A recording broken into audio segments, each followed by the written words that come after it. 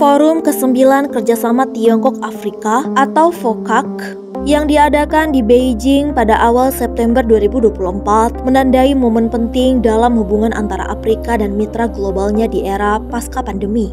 Tiongkok, salah satu mitra utama Afrika, berada pada posisi unik sebagai kekuatan global yang terus memperkuat kerjasama dengan benua Afrika, bahkan di tengah meningkatnya ketegangan internasional.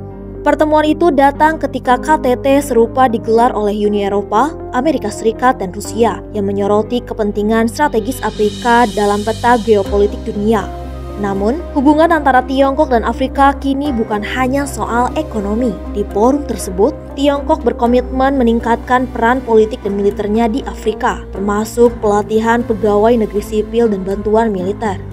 Komitmen Tiongkok untuk mendukung angkatan bersenjata di Afrika dengan alokasi dana lebih dari 100 juta dolar AS mencerminkan perubahan signifikan dalam strategi kerjasama kedua pihak. Namun, hubungan itu bukan tanpa tantangan. Amerika Serikat secara terbuka menentang kebijakan Tiongkok di Afrika yang terlihat dari pernyataan-pernyataan politik serta dokumen strategis Washington.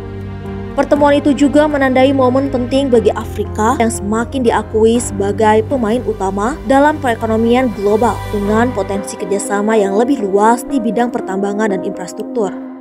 Salah satu sorotan dalam KTT adalah penandatanganan kesepakatan trilateral antara Tiongkok, Tanzania, dan Zambia untuk merevitalisasi jalur kereta api Tanzania-Zambia atau TAZARA yang dapat menjadi jalur strategis baru bagi Afrika Timur. Inisiatif itu tidak hanya penting dari sisi transportasi, tapi juga menantang proyek infrastruktur utama Amerika di wilayah yang sama, yaitu Koridor Lobito. Dalam konteks ekonomi, Tiongkok berkomitmen menyediakan 50 miliar dolar AS untuk Afrika selama 3 tahun ke depan, bersaing dengan komitmen serupa dari Amerika Serikat dan Uni Eropa.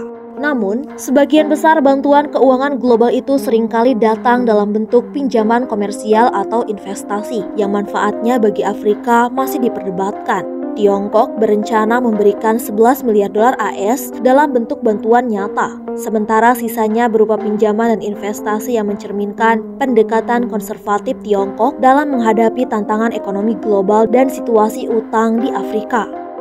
Di tengah situasi tersebut, hubungan Afrika dan Tiongkok terus berkembang dengan potensi kerjasama yang lebih besar di masa depan, termasuk relokasi fasilitas produksi dari Tiongkok ke Afrika dan peningkatan tenaga kerja migran Afrika untuk memenuhi kebutuhan tenaga kerja di Tiongkok.